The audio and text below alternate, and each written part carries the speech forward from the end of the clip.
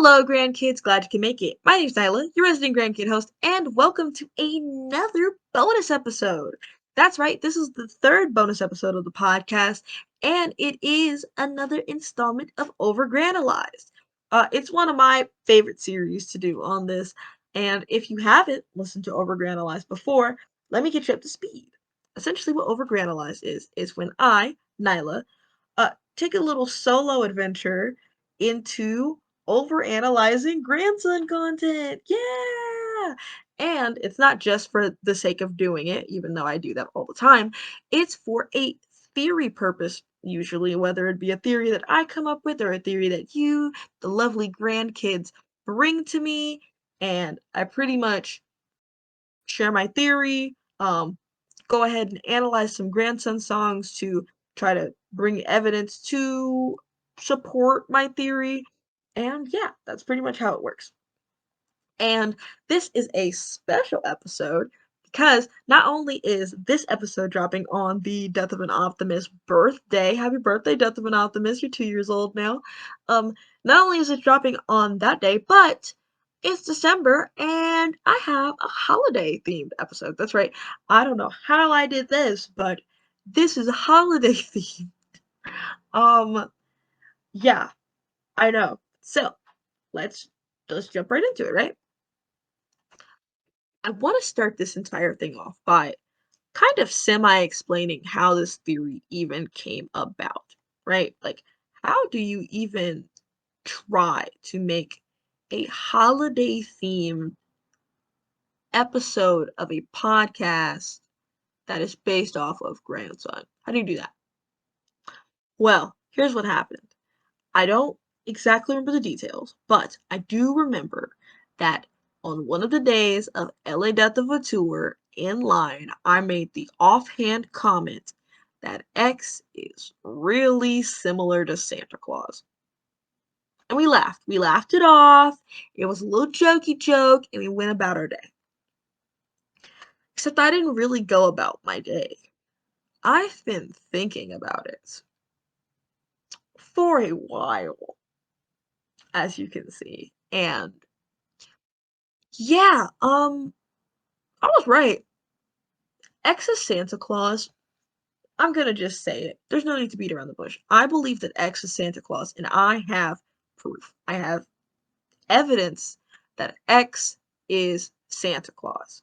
Now, do I believe that X being Santa Claus is a main theme of Death of an Optimist? No. But I think it's a fun fact. What? Okay. So where do we even start with this, right? This is batshit crazy. Where do we start?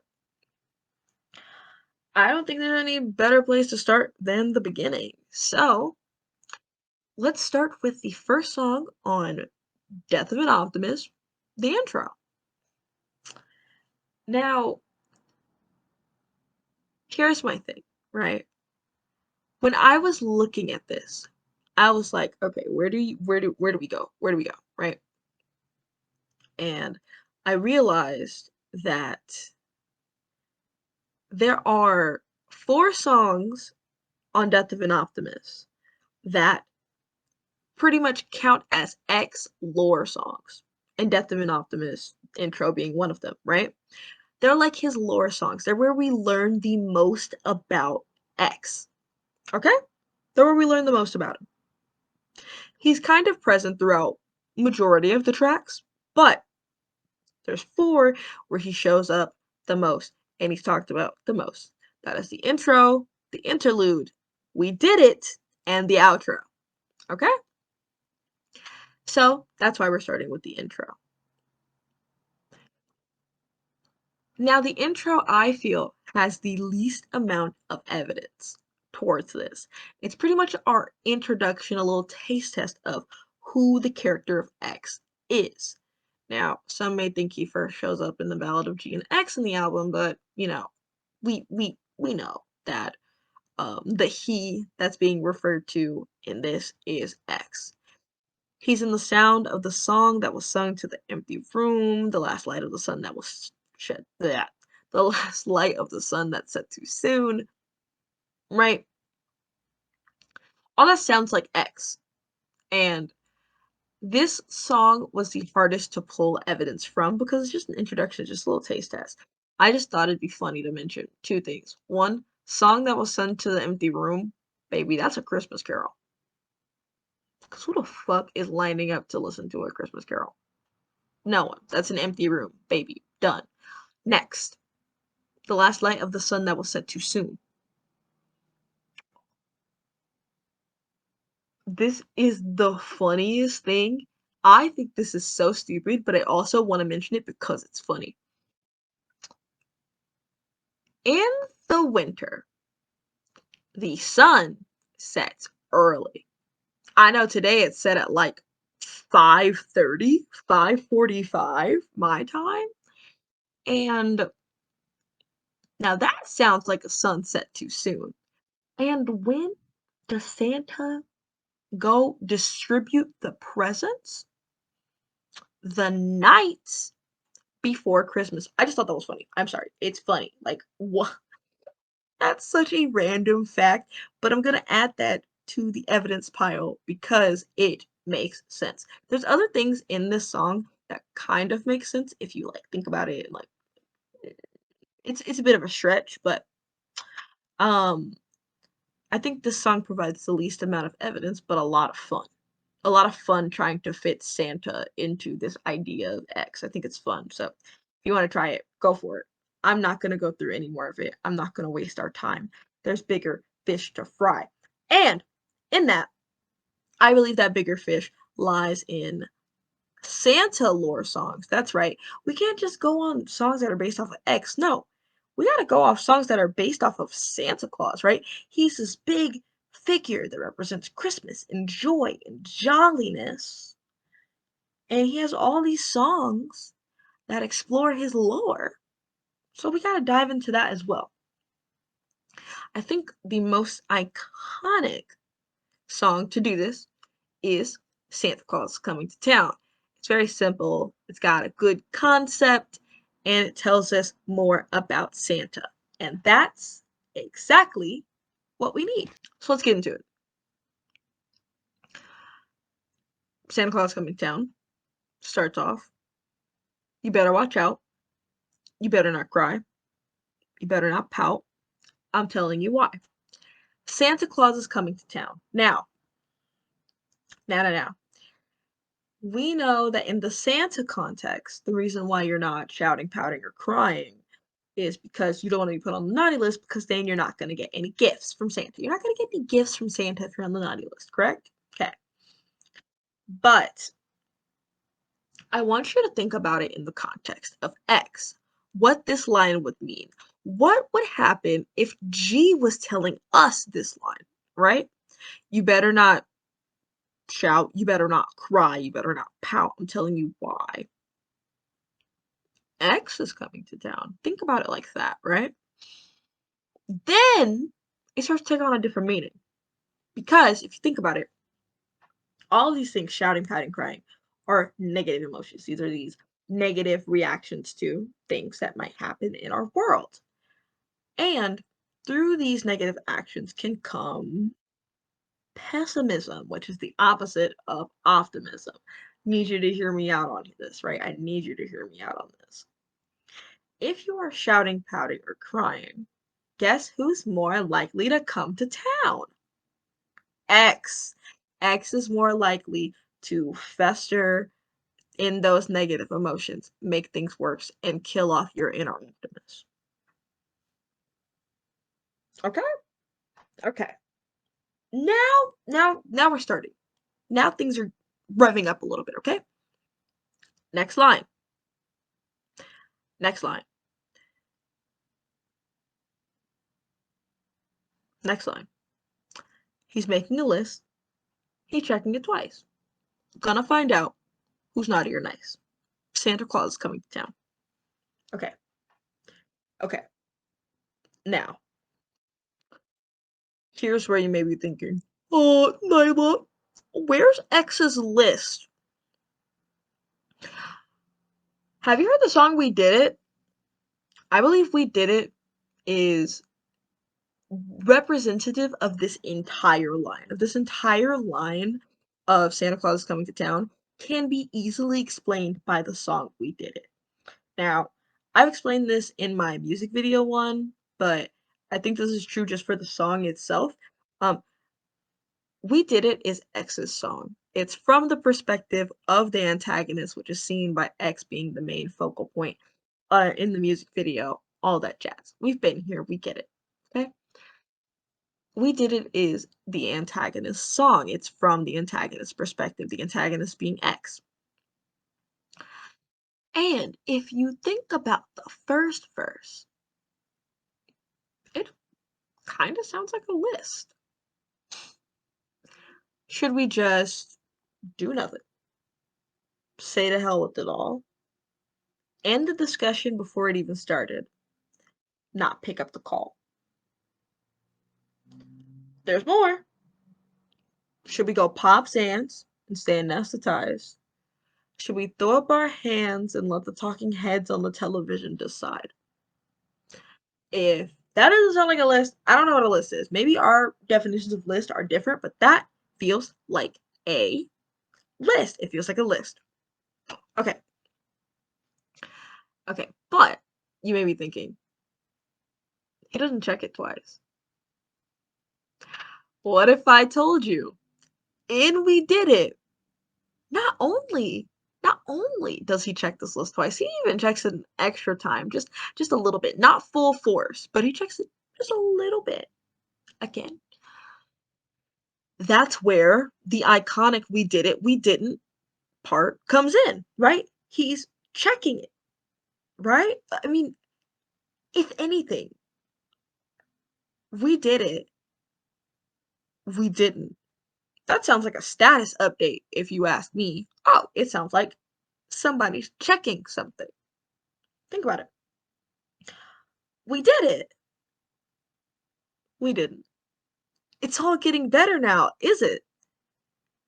It isn't. How would we know whether we did it or not, whether it's getting better or not, if we didn't check? That is him checking. The list that was made prior, the one that says, should we just do nothing? Should we say to hell? What have you? That list is now being checked. Those actions, whether they're being done or not, are being checked. But it's through the lens of the antagonist. And he's doing so in this sarcastic, kind of mocking way to the people who are optimists, who believe that we can do it and we did it. And then he goes, we did it. We didn't. Because in his world, they didn't. They'll never really win. And then gonna find out who's naughty or nice. X 120,000% already knows who's naughty or nice. In fact, because he knows this, that's how he knows to go after G. He knows that G is a good, kind-hearted person who just has a bit of troubles along the way, and he manipulates that. He manipulates G and G's struggles and his trauma in order to win, to kill the Optimus. What's not clicking?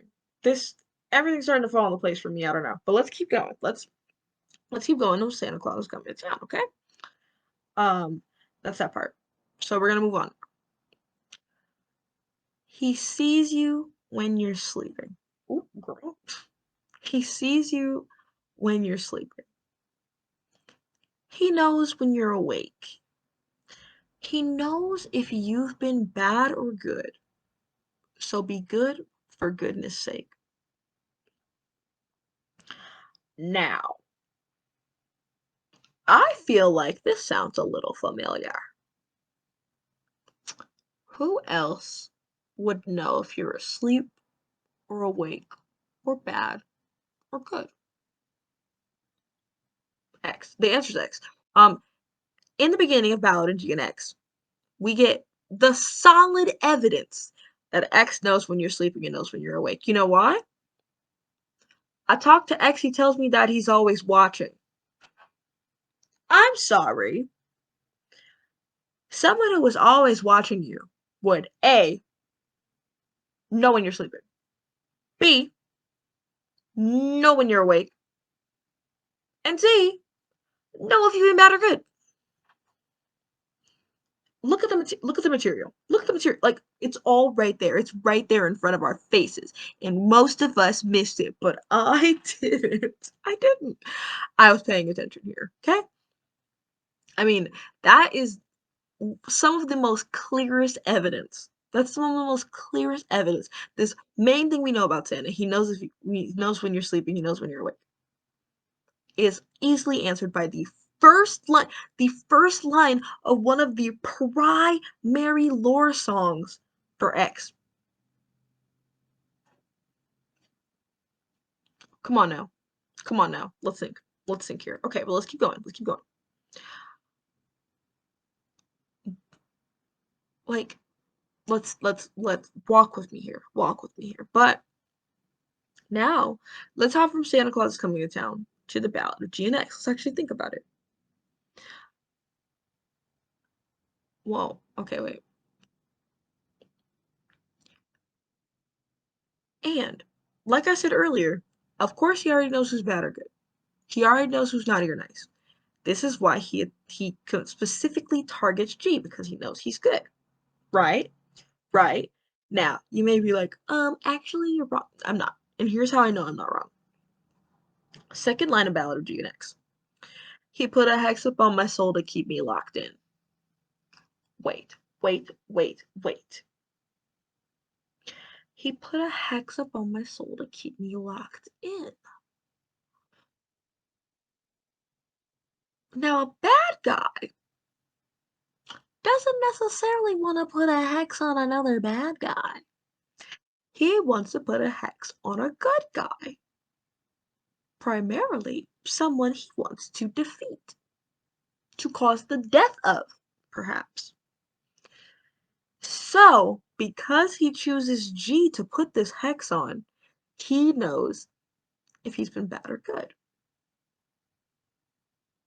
And if you think about it, so be good for goodness sake may be the person who is aware of who Santa really is, trying to warn G to stay good and stay optimistic while keeping under the Santa identity. But we're getting ahead of ourselves here. Let's go into the Ballad of GNX and just keep it pushing here, okay? I keep on looking at the world like I'm an optimist. He says we can't go back, there ain't no way of stopping this. Okay. Nothing really there. Nothing really there except for maybe the idea that what's already been done is it's already been set in motion, right? The hex already been put in place, already trying to fuck up your day, right? Like, there's not really there. Let's go to the next line. I said the truth will always make it through the winter. The the huh? The who? Run that back. The winter? I'm sorry. When is Christmas? The winter. I mean, Santa's a prominent Christmas figure. And I have one question. Hey, G, why does the truth only have to make it through the winter? Is it because maybe the person you're fighting with right now is Santa? But wait. X's X's response to this? X's response to the truth will always make it to the winter, through the winter, excuse me. The history is written by the victor, it's poison.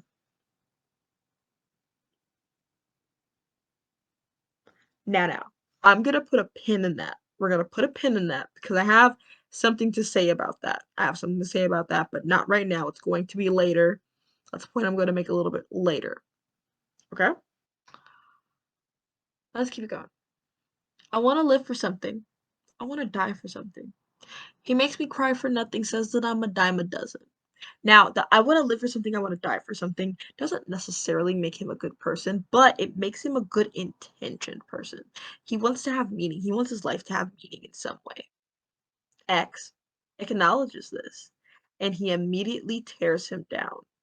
He makes me cry for nothing, says that I'm a dime a dozen. Now, this isn't a Santa trait. This is specifically with X, but the point I want to make with this and correlating it with Santa, Santa knows so many like people. If you think about it, like he delivers gifts to the entire world. Santa knows a lot of people, okay? And I think one of the easiest ways to get to someone is be like, you're just another person. You're a dime a dozen. I meet a bunch of other good intentioned people like you who just want to live for something and die for something. But you're just a dime a dozen. You are not special. Is that the intro to Welcome to Paradise? Anyways, I'm getting ahead of myself. I'm getting ahead of myself. I want to write the song to help you start the revolution. He want to see you next to me in public execution. Poison. Now, this line's fun. This line's fun and it directly correlates to the little pin I have up here that I'm gonna pull out. Let's go back to the line, the history is written by the victor. It's poison. This line right here is one of my major evidence points in why X is Santa and Santa is X, why they are the same person. This is one of my main pieces of evidence because you may be thinking, Nyla, you're crazy. X is the embodiment of negative emotion. He's the embodiment of regret, of sadness, of deep sorrow. He is the embodiment of hopelessness and giving up, and he is all these negative things, and you're trying to tell me that he's this supposed to be the same person as this jolly, happy-go-lucky bringer of happiness that is Santa Claus? Yes. And you know why? Because history is written by the victor. The optimist dies in the end, which means X wins. The album's not called Death of an Optimist for no reason, dude. And if X wins and the victor gets to write history, then why wouldn't X be able to rewrite his own history? Why wouldn't he be able to make himself look like the good guy? Not only the good guy, but the goodest guy. Not only the goodest guy, but one who can judge whether you are naughty or nice. One who has the power to make lists and declare one person naughty and one person nice. Why can't he rewrite himself to be that figure? Why can't he trick the minds of the masses with propaganda of essentially about how good of a person he is? With a cute little name, Santa Claus. Old Saint Nick. Why wouldn't he be able to do that if he was the victor? Riddle me that. I think this is also evidence that the optimist died, but I'm getting ahead of myself. I'm not getting ahead. I just think I'm doing too much on that. But anyways, that's the reason why he wants to see G in public execution. Oh, well, you and me in public execution because we know the truth about him. We know who X is. We know the facade he's trying to put up by being Santa Claus. We know, and so does G. And that is why G is his number one target. He's trying to go after the optimism in him because that's all that G has left. And X knows that. Why does he know that? Because he's always watching. He sees you when you're sleeping. He knows when you're awake. Okay? I'm sorry. That feels like the most evidence. because I feel like one of the main things that really almost stopped me from believing this is Santa's so like good. Like Santa's such a good dude. If history is written by the victor, X can be whoever the fuck he wants to be. If he wants to be Santa, god damn it, he'll be Santa. And that's why I think they're the same person. I think they're the same. Okay? Sounds insane. Thinking out loud is crazy. I've thought about this way too much.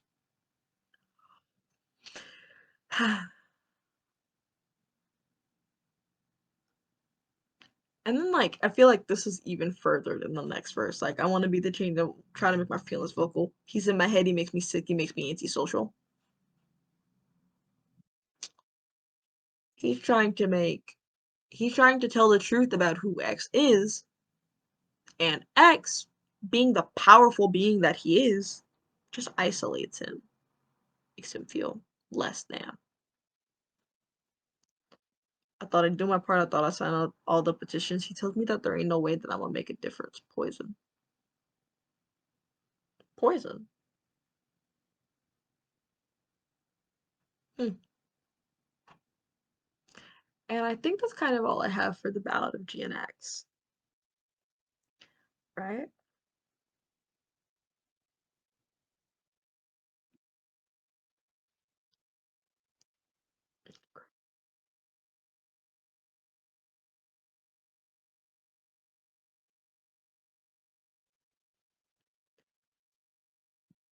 Also, really fun fact. We already know this, but Ballad of GNX and We Did It come back to back, and I think they're two of the major lore points that really support this theory. Okay, okay. But Nyla, you only brought one Santa song. Are there any other Christmas themed Santa songs that can prove your theory? Yes. Yes, there is. Exhibit B, I didn't say Exhibit A the first time, but Exhibit B, Rudolph the Red-Nosed Reindeer. This is probably my least favorite Christmas song because of the story of Rudolph. I hate the story of Rudolph. And I hate it. I hate it for almost the exact same reason I'm going to explain of I think this song perfectly reveals a smidgen of what X was trying to hide in the Santa facade. I think this is where we see Santa's true colors and how Santa is actually X. Right? Hear me out. Rudolph the Red-Nosed Reindeer. I'm not going through the song. I'm just going through the story. The story of Rudolph. He's a reindeer with a red nose. It glows. Cool. Cool. Right? And then he's getting bullied by the other reindeer. Like he's getting like dunked on like all the time. Oh, nose, blah blah. Talking about his nose and everything. They're really disrespectful. And yeah, they used to specifically they used to laugh and call him names. And they wouldn't like include him in anything. They wouldn't play in any reindeer games. They wouldn't let him like in. Like they excluded him on purpose. And then one foggy Christmas Eve, Santa Santa comes up and is like, dude, I need you tonight. Like, I want you to guide my sleigh. You got that nose, that big red nose that glows. You're gonna guide me tonight, right? And then all the reindeer are like, oh shit, like reindeer Rudolph's kind of the shit. Like he's like he becomes super famous, you know. And the ending of that I think is really, really fun because Rudolph the Red-Nosed Reindeer, you'll go down in history. You mean the exact same history that's written by the victor? Okay, here's my thing. I think this is funny.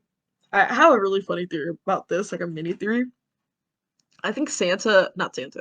I think, well, yeah, Santa. I think Rudolph and Santa are in cahoots. Like, I think Rudolph and X are in cahoots and rewrote this history together because technically Rudolph was the victor. He kind of won here.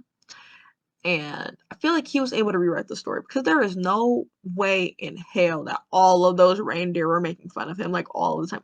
Like, you have this cool feature, at least one of the reindeer are gonna be like, oh, dude, this is so cool. Like, he had no friends. How long had he been working with the other reindeer, right? Like, they had to work together at least, like, 1 day a year.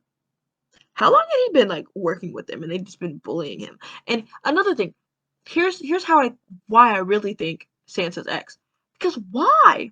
Why? Didn't Santa step in at all, right? Aren't you this, like, jolly man who's like, "Oh, happiness, oh," like, your reindeer is getting helplessly bullied, excluded from group activities. Like, why did you never step in if you were this beacon of hope, this beacon of light, this beacon of love? Why did you never step in and, like, defend him?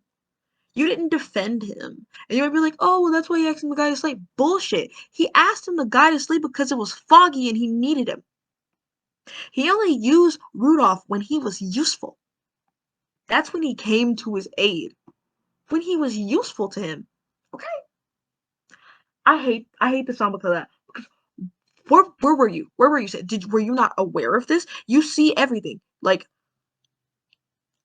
how are you not aware of this? How are you not aware of this in your own workshop? Like, it makes me so it genuinely pisses me off. Like, I hate the song for that.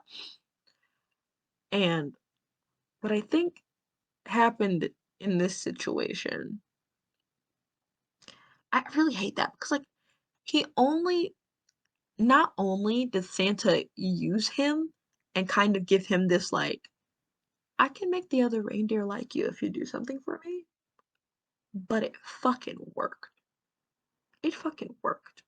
He he took advantage of the fact that Rudolph was being helplessly bullied to make him guide a sleigh. Pisses me the fuck off. It makes me so like I'm genuinely mad. You cannot tell. Like, this is slash gen. Like, I'm so serious. It pisses me off.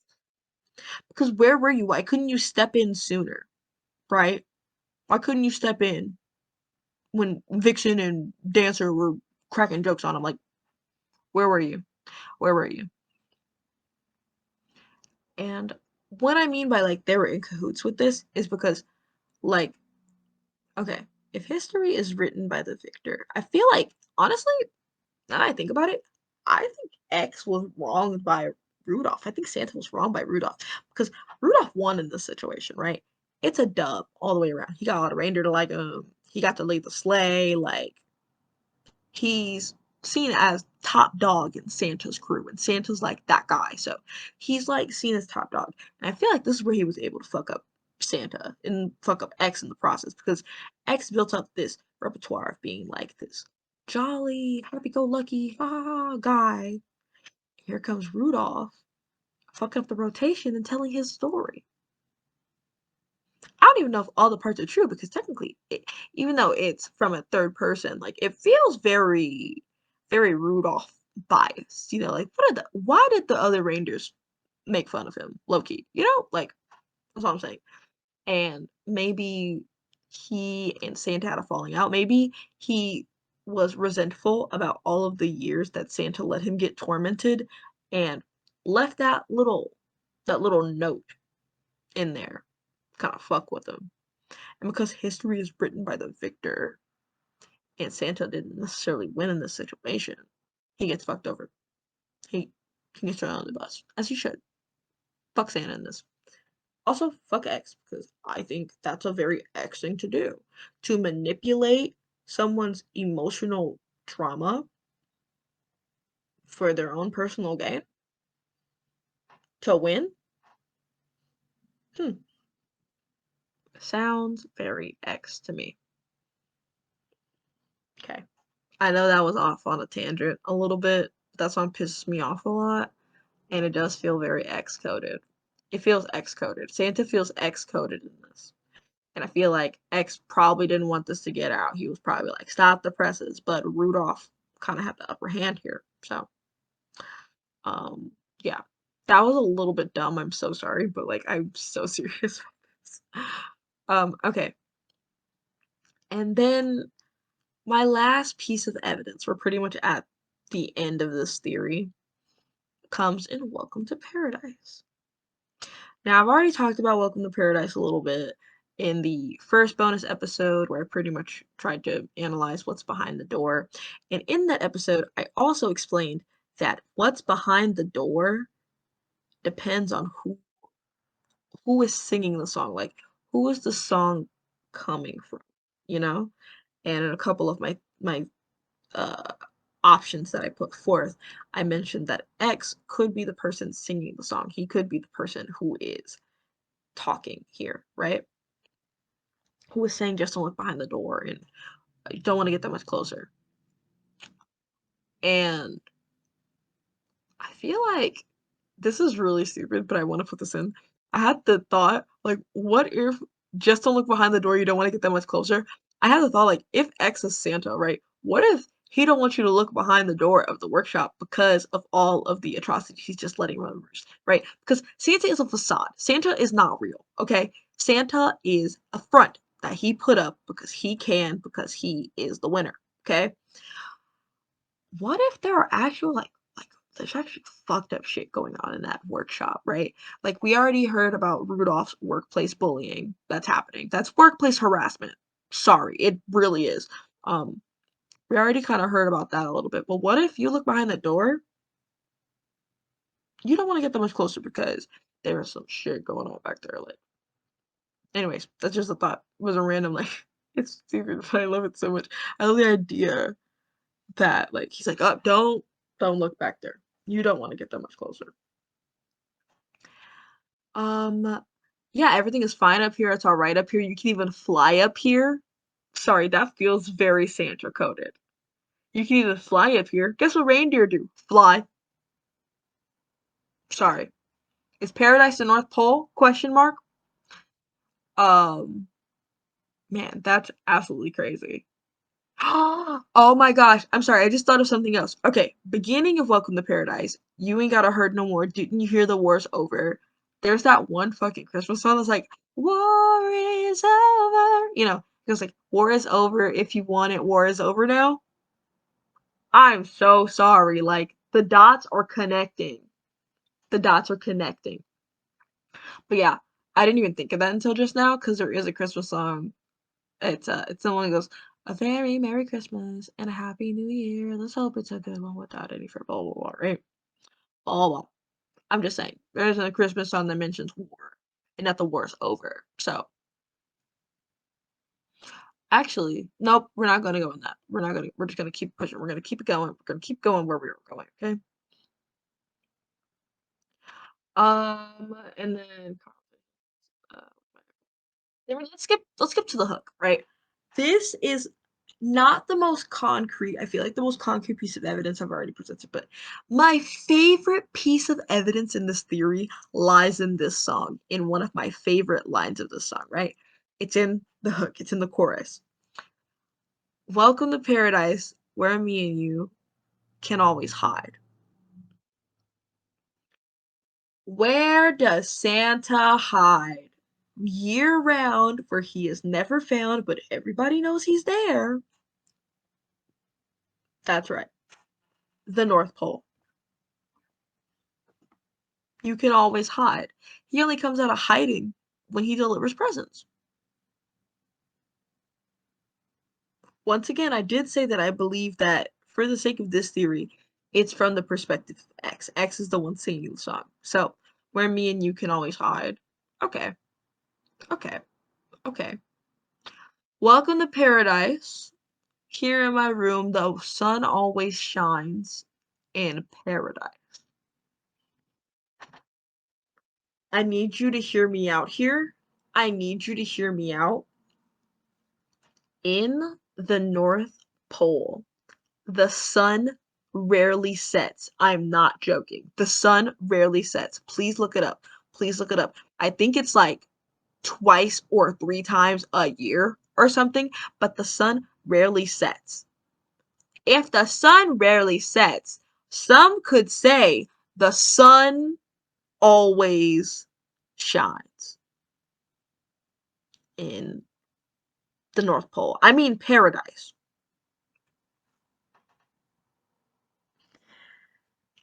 And the fact that the North Pole is always depicted in movies and stuff is like this wonderland, winter wonderland, walking in a winter wonderland. If that doesn't sound like paradise, come on, come on, come on.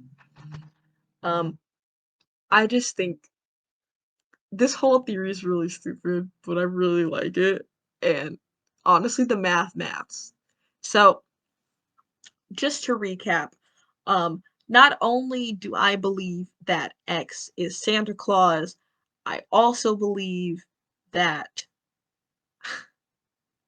not only do I believe X is Santa Claus, I also believe that the North Pole is the paradise that is talked about in Welcome to Paradise for the sake of this theory. And um, I believe that X has successfully been able to rewrite his identity and his history to be Santa, to be this happy-go-lucky, jolly, good dude, right? And like even the original Tale of Saint Nicholas, like, is not Santa. So it's not too far-fetched for X to have taken, what I'm saying is, I'm sorry, I'm so sleepy. What I'm saying is that X was able to rewrite his history. He was able to pretty much uh, overwrite how people can see him, and instead of coming off as this threat, as this negative, dark person, pessimistic, what have you, he can come off as sweet and caring and kind and selfless, so that when he does get you, when he does do to you what he did to G and kill the Optimist, no one will ever suspect him. Because why would Santa ever do that? All right, that's the end of my bonus episode, holiday themed bonus episode. I hope you enjoyed hearing me ramble. It is 2 o'clock in the morning. I don't think there's any better time to go through a theory like this than at 2 o'clock in the morning. But yeah, that's my theory. I hope you liked it. I hope it made you laugh or something. I hope I hope it's getting you thinking, okay? And I hope it also made you hate Rudolph the Red-Nosed Reindeer as much as I do, not the character, but the story. Because I feel like Rudolph was done so dirty by Santa. I'm not even gonna get into it. Anyways, hope you have a good day, night, evening, afternoon, wherever it is for you. Hope you have a good one. And yeah, that's it. Have a grantastic day. That will never get better.